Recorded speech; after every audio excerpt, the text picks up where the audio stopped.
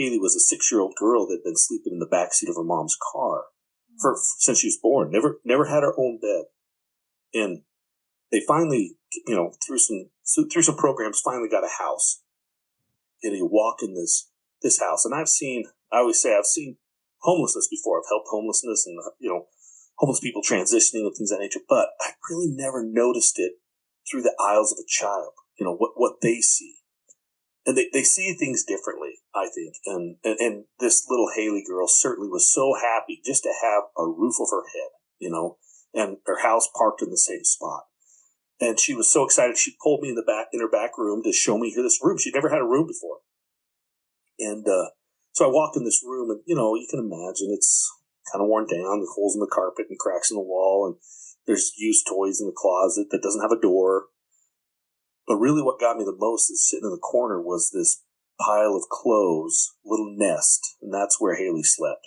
She'd come home, take her clothes off, put her PJs on, sleep on her school clothes, and then reverse it in the morning. And that was her routine. And in the house, there was nothing. It was just a can of soup sitting on a hot plate that was on a milk carton. That was really the only thing in the house. So, it was really touching. And I then became pretty excited to bring this child this bed. And me and a friend of mine, Jordan Allen, we grabbed pieces of our bed and brought it in and started putting it together. And you could see Haley was trying to figure out what we're doing. And then all of a sudden she realized, oh my gosh, this is a bed. And just went crazy, just super happy, cried, started hugging and kissing the bed, hugging us.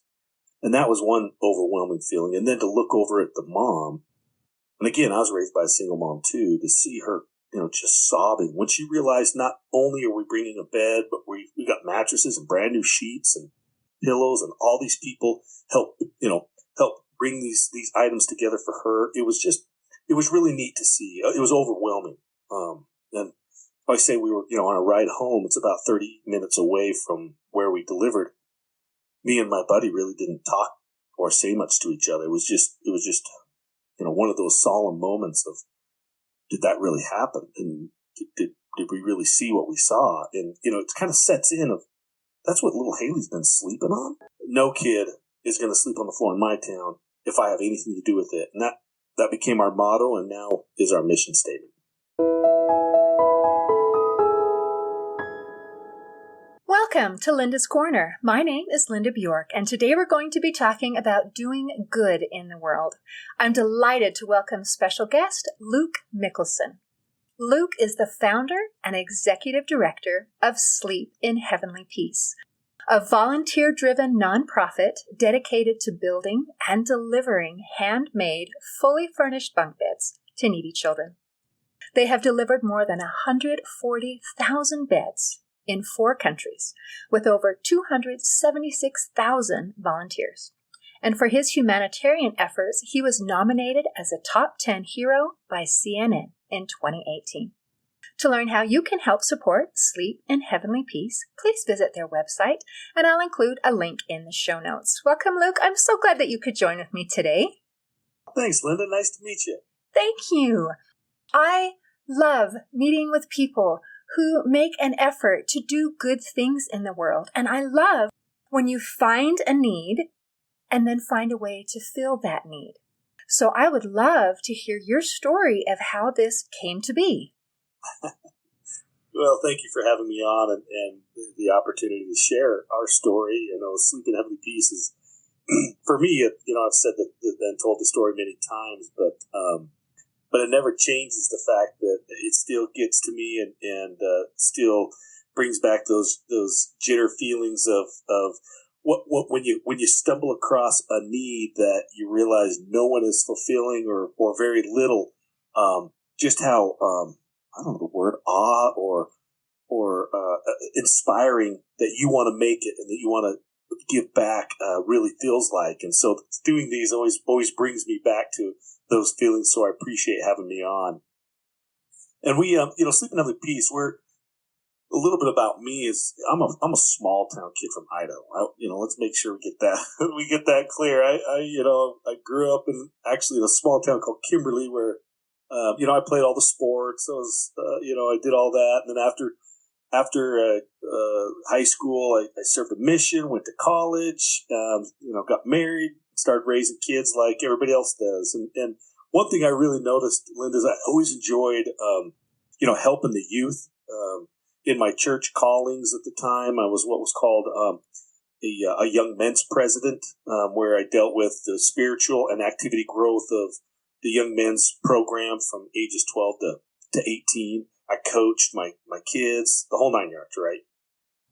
And I was an outside salesman. I like to talk to people. I like to visit different industries and really learn. Kind of an entrepreneur myself. I really enjoy businesses. I enjoy growing them. I enjoy being involved with them. And so that, coupled with a little bit of my service that I got from my mom, I was raised by a single mom, and so her dedication to helping her kids out. She had 5 kids, for crying out loud. I don't know how we made it, but so with that kind of background, I didn't grow up wealthy at all. We got by with family and friends help and all that jazz. And my mom was a big part of who I was and why I'm where I'm at today, obviously. But it also ingrained in me the joy, the excitement, and kind of the obligation I always felt of giving back to the community. Because when I was young, we didn't have anything. I remember my mom one time went out to grab the mail, and in the mailbox was $1,500. Whoa. And that was to help pay for mortgage and Christmas that one year. And it always struck me, I always wanted to be that guy that could do that, and obviously felt like I need to give back to my family and friends and those that help others is just a big part of who I've always wanted to be and try to be. So when back in 2012, serving in this church calling as young men's president, we came across this family in our community that had kids sleeping on the floor. The mom was the school bus driver, and dad was in and out of jobs, mental health issues and things of that nature. So they didn't really have a lot. And I kind of related to the fact that they were from my small town. It was only 3,500 people, and they helped with the school district. They helped with the kids, and lo and behold, they've got kids of their own that are sleeping on the floor. And Linda, I'd never really heard that before. I'd never seen it.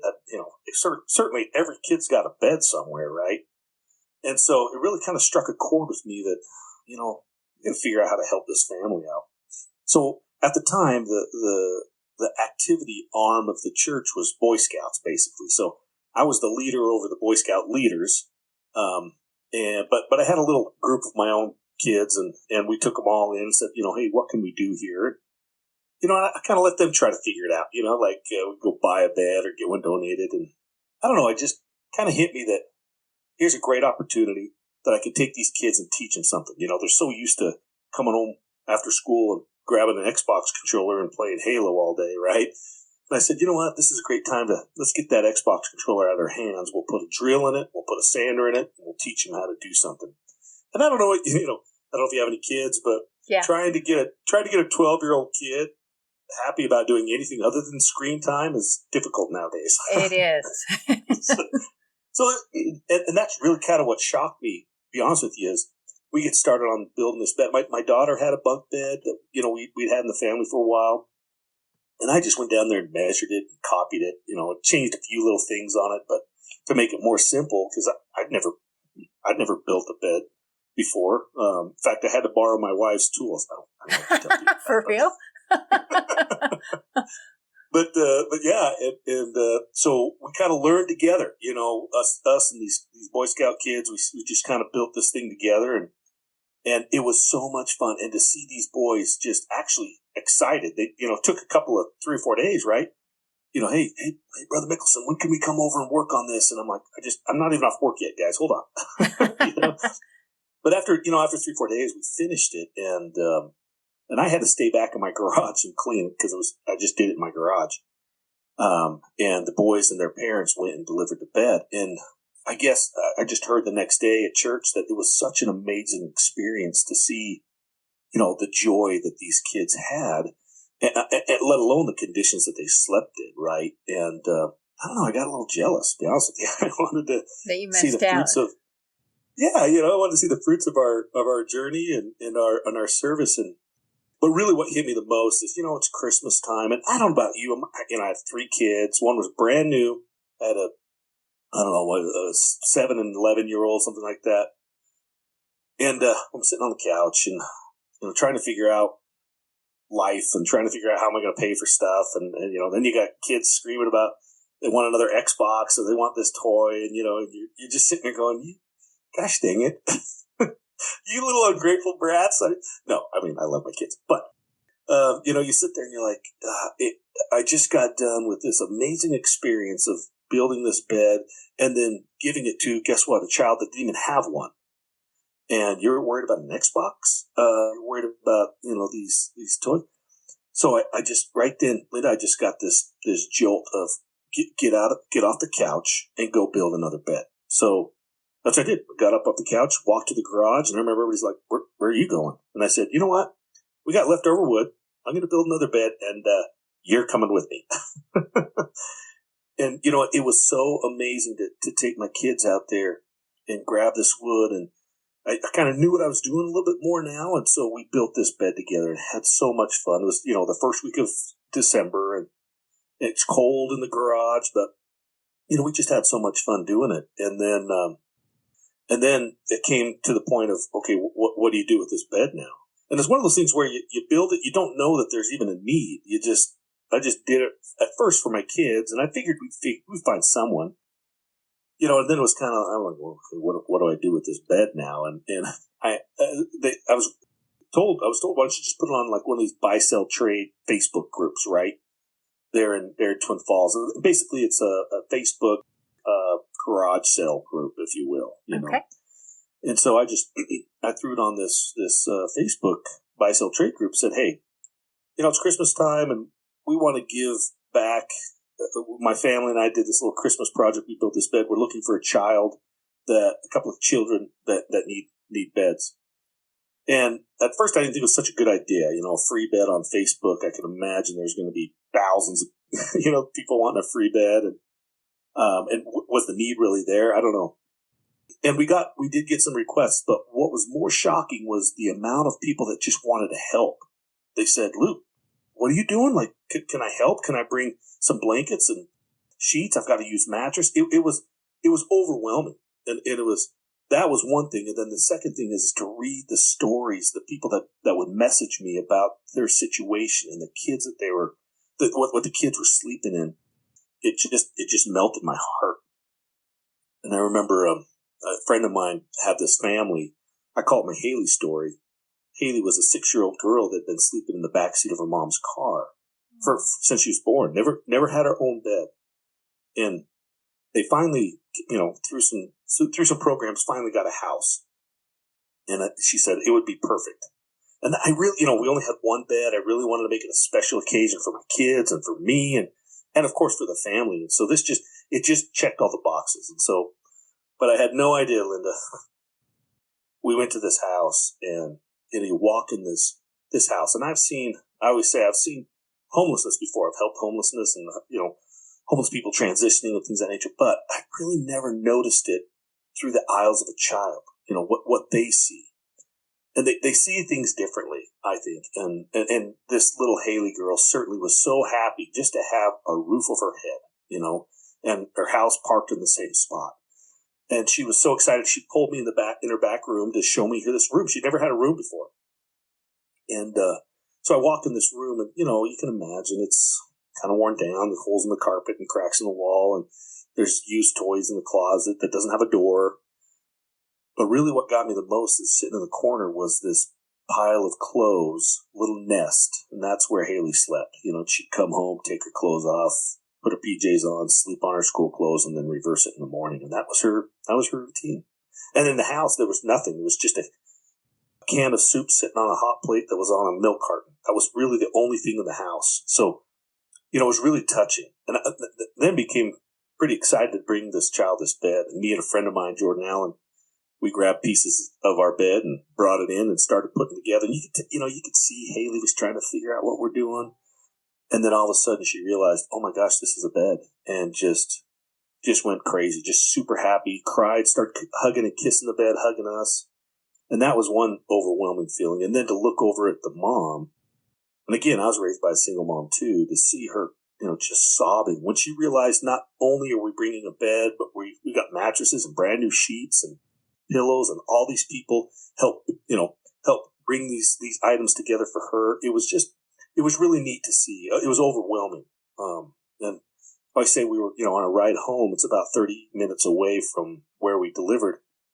Me and my buddy really didn't talk or say much to each other. It was just, one of those solemn moments of, did that really happen? And did we really see what we saw? And, it kind of sets in of, that's what little Haley's been sleeping on? Oh my gosh. We just spent a couple of hours. Back then it took a couple of hours to build one bed. We do it much faster now, but to solve that problem in just a few hours, a couple of nights a week. I always tell people college football on Saturdays and fishing and, doing all this stuff just didn't seem near as important as building beds for kids. And so, I remember looking over at my friend and said, you know what? No kid is going to sleep in my town or sleep on the floor in my town if I have anything to do with it. And that became our motto and now is our mission statement.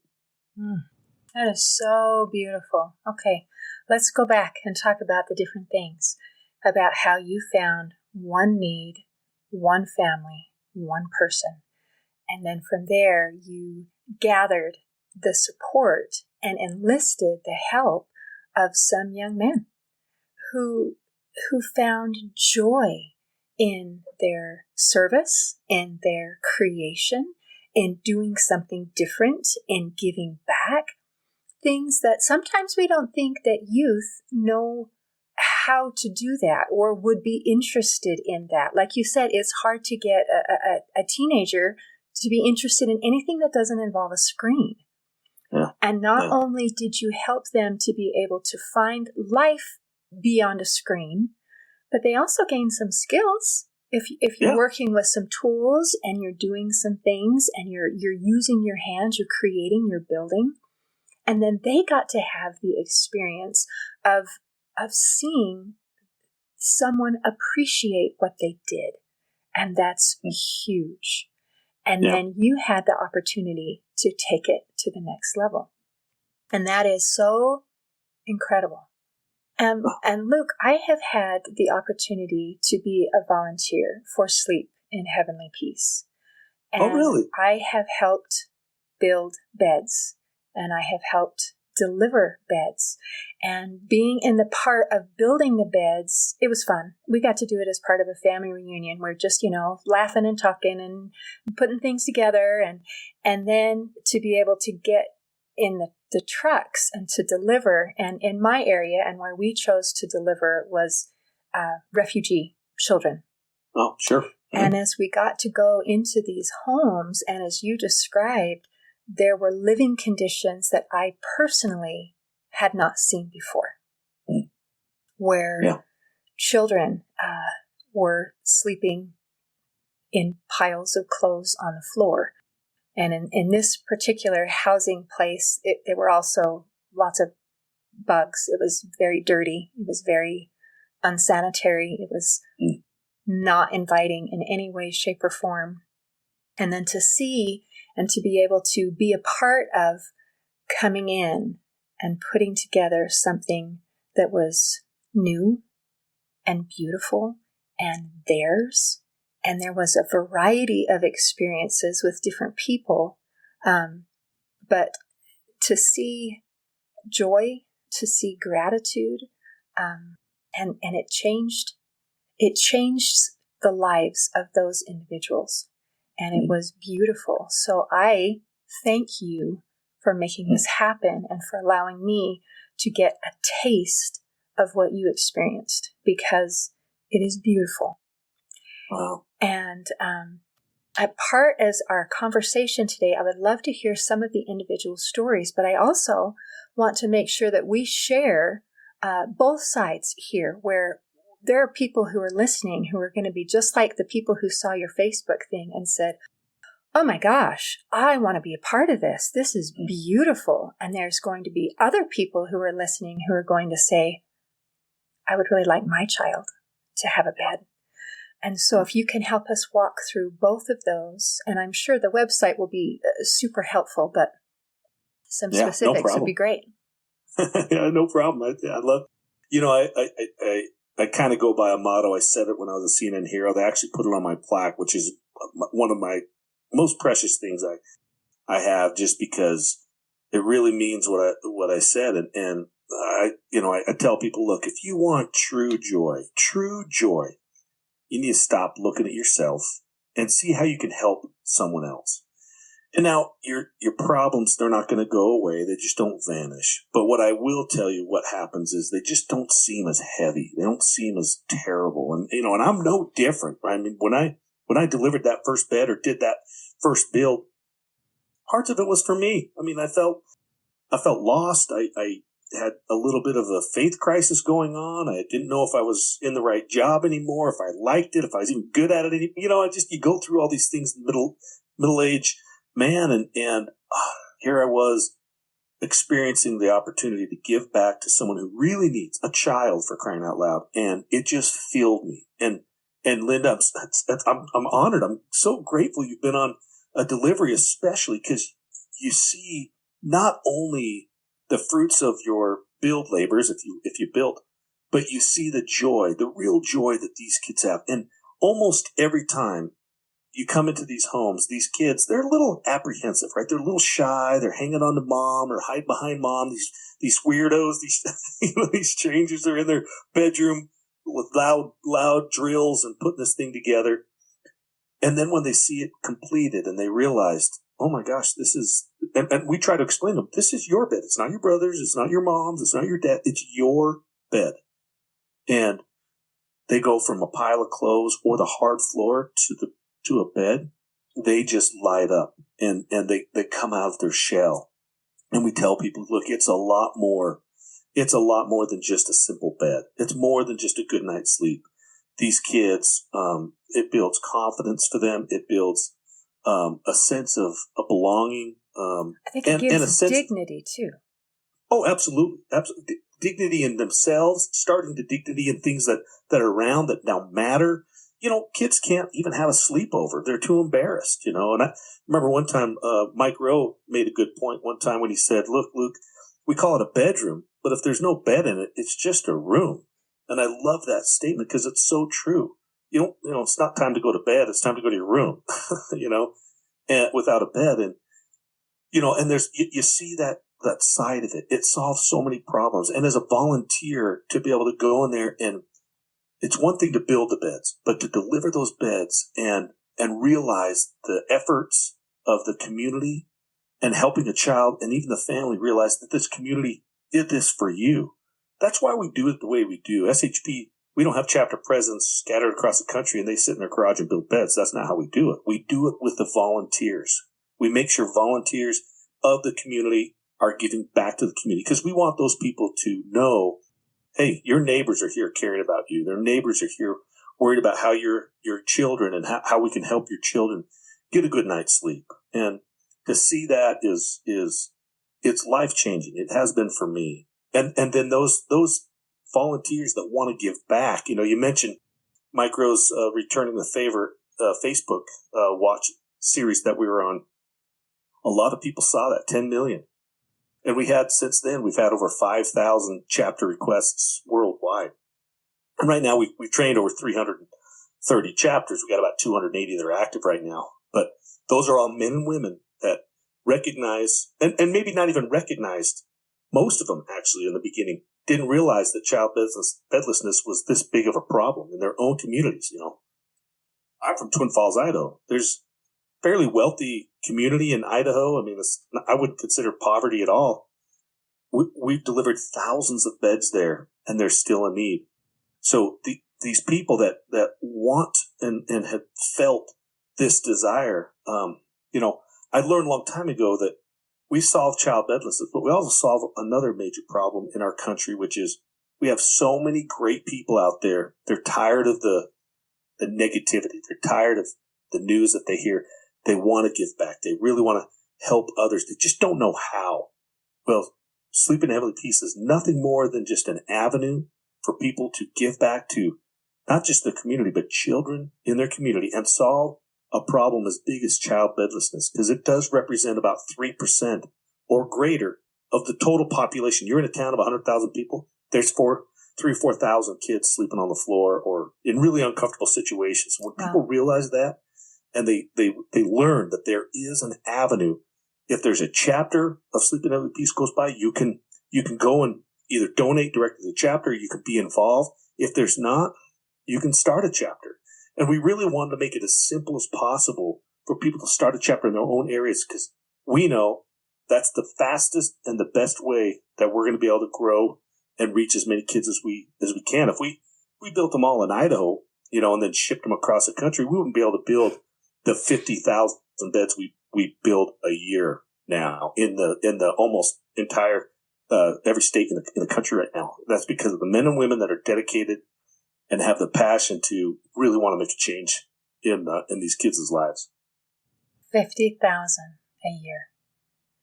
That's right. And that's actually 50,000 beds. We just do that every year now. We've gotten that big. And the sad thing is, if that even came close to the actual need, that would be one thing. But we receive 100,000+ applications a year, and each application is 2.2 kids.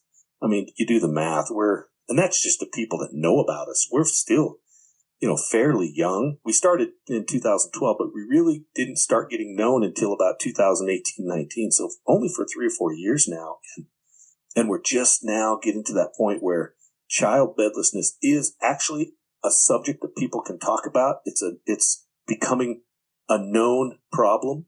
We hope anyways, as we raise awareness, and podcasts like yours, we hope we do two things really, which we're so grateful, Linda, for you, because this will raise a lot of awareness to people that don't know that child bedlessness really is that big of an issue. I mean, right. How many of us think, certainly every kid's got a bed. I promise you, it doesn't know economics. It doesn't know class. It doesn't know race. It doesn't care. It's in every demographic that you can think of. And SHB, we don't care about demographics. It's 3 to 17. If your kid's without a bed between those ages, we're going to figure out how to help you out if we can, and it's so large. Raising awareness is so important. And then, of course, supplying the need where we can, building chapters where we don't have chapters, and getting volunteers like yourself. Bring your family out and you can build beds, learn how to build beds, which is super it's fun. Really cool. It's really cool. It's a fun energy, Yeah. And then delivering is a whole different energy. I have to say, totally different experience on the building end as the delivering. And it was really quite an honor to be able to be on both ends of that. Yeah. So. Awesome. You might be one of the first podcastees or interviewers, however you say it, that's actually done both of those, by the way. Not very many. I can't even think of one that's done one. So you got one now. This is awesome. Awesome. You got one now. That was, it's beautiful. It's beautiful. It is eye-opening. And increases your awareness. And to see the need, you got to understand, this, but a lot of the listeners, you got to understand, most of the families we serve, they're single parents, typically a single mom, escaping a pretty bad situation, and, or it's foster care kids that are, going into these families. I have a great story where this family, two kids, I think they were 6 and 7, boy and girl. Mom and dad were out of the picture. Grandparents lived across the country, and they couldn't take them. And the only people they know in their lives is each other, right? And they were going to the foster care program. Well, unless the foster family has 2 separate beds, they'll get split up. And the judge told the social worker, you have 24 hours, or else these 2 kids will be split up. And their first call was, I'm grateful to say, oh yeah. Well, their first call was to us. And I tell every chapter, you got to hold off a couple of beds just in case, because I learned a long time ago, had we not had inventory for those 2 kids, they would have been separated from each other. And now, because we can get them some beds, those kids stay together. And it's just, there's thousands and thousands of stories like this that just express the need of helping these kids, building these beds, providing a way for them to keep families together. That is huge. That is so huge. And how important it is in that situation where siblings only have each other. And that's the only family, the only familiarity. That means the world. That is so much more than getting off of the floor and getting out of a nest of clothes. That's saving a child. And quite frankly, saving a family too. There's many situations where the single mom's going to lose the kids because she can't afford beds, and they have to have beds, and CPS comes in and looks at it, and they don't want to take the kids away, but they have to protect the kid. And if a child's sleeping on the floor, they're going to find a different situation for them. And so there's many stories of 3 or 4, or even as many as, I remember 7, a family of 7 that, she couldn't afford 7 kids or 7 beds for kids. That'd be impossible. We brought them 3 bunk beds and a single bed, and you'll see a picture of her little girl. We call her Rose, big blue eyes. She's almost like the child icon of SHP because she's just a beautiful little girl that it's hard to think where she'd be right now if we weren't able to keep her with her family. And Linda, you build beds. You can build them pretty fast. And for a couple of hours of your time to take raw wood, raw blank 2x4s and 2x6s on one end, and in just a couple of 3 hours of your help and the community's help, we can build 30, 40, 50 beds in 3 or 4 hours and save that many kids. Oh my gosh. And for something as simple as $250 a month, or $250 per bed rather, to furnish, deliver a full bed for these kids, man, I don't know a better use of your time or your money. It's beautiful. Really. And I'm glad you mentioned how quick it is, because being able to have the opportunity to build the beds, you've really streamlined how to put it together. And so it was easy. Yeah, I've had ladies in stilettos coming on their lunch breaks building headboards. It was super funny to watch. Oh yeah, it's funny. They came in. I remember one story that came in. I kind of looked at them and going, "Really? You're a bank teller and you're in your suit pant, your pantsuit, whatever, and dress and stilettos, and you're going to build beds." And they built I can't remember. It was 10 or so headboards in just the 30 minutes they had. They whipped it out, and that was what's really fun to see too. The energy. And the team building that a build provides the community and provides a business and provides really even a family that it's fun to watch. It's fun to be a part of. I've had a 4-year-old sanding a piece of wood, a picture of a 4-year-old sanding a piece of wood with a 104-year-old guy. It was kind of cool to see a century. Yeah, it was really neat in San Antonio.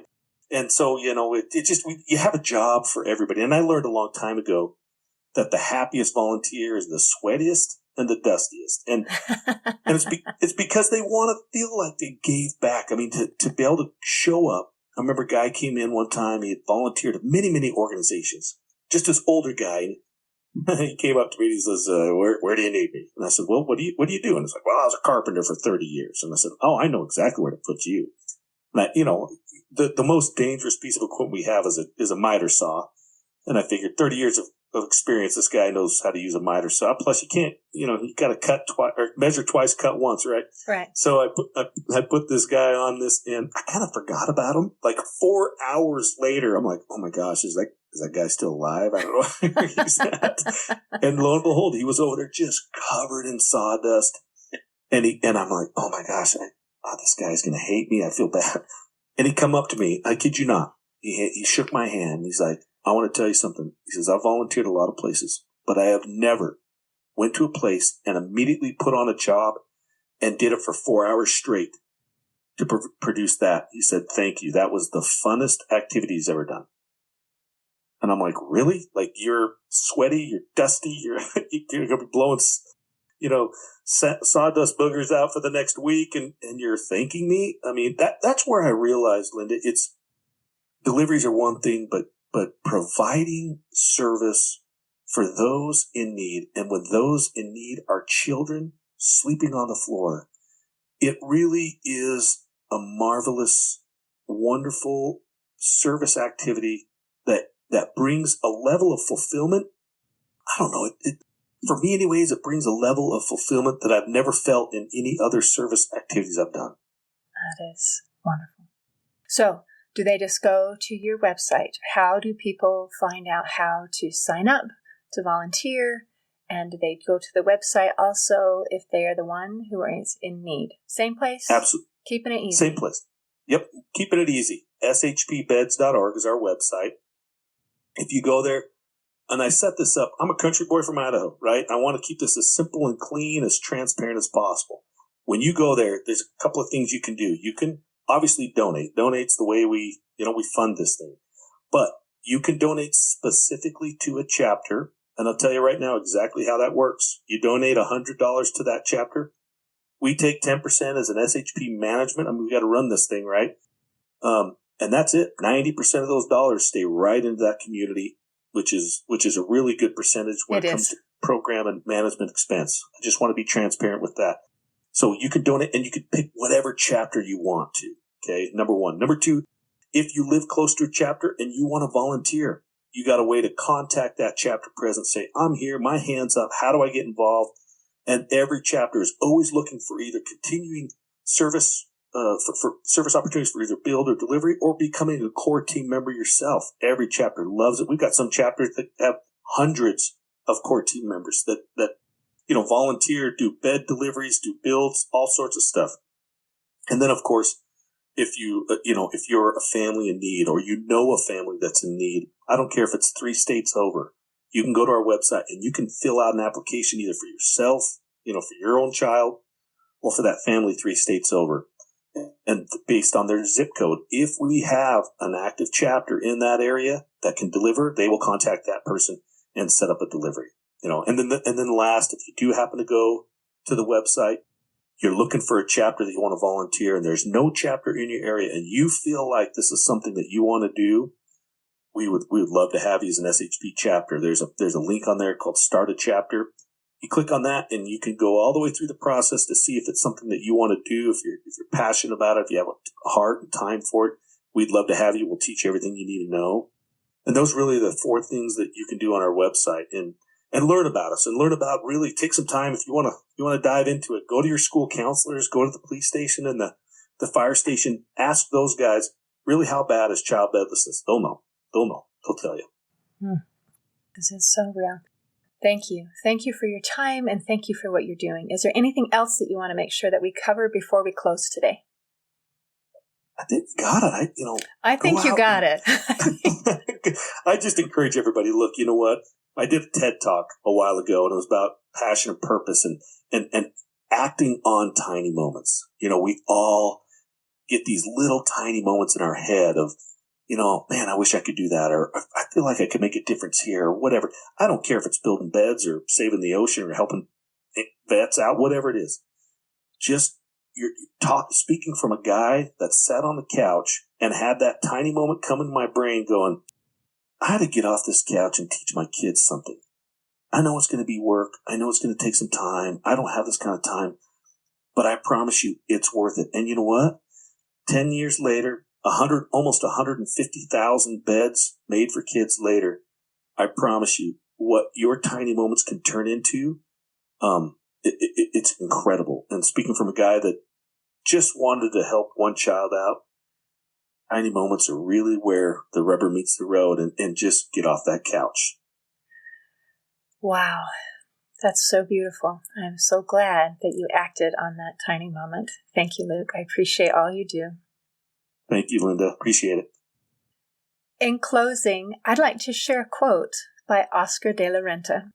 He said, "The charities closest to my heart have always involved helping children in some way." And I want to publicly thank Luke for helping the children. And I invite our listeners to do the same. For our children are our future. See you next time on Linda's Corner. Thanks for listening. Please share and subscribe to help us reach new listeners. And if you'd like to heal your life from the inside out, there is a free video series at hopeforhealingfoundation.org. Just click on the Free Stuff tab. I also invite you to grab a copy of one of my books, like Crushed, A Journey Through Depression, and You Got This, an action plan to calm fear, anxiety, worry, and stress. See you next time on Linda's Corner.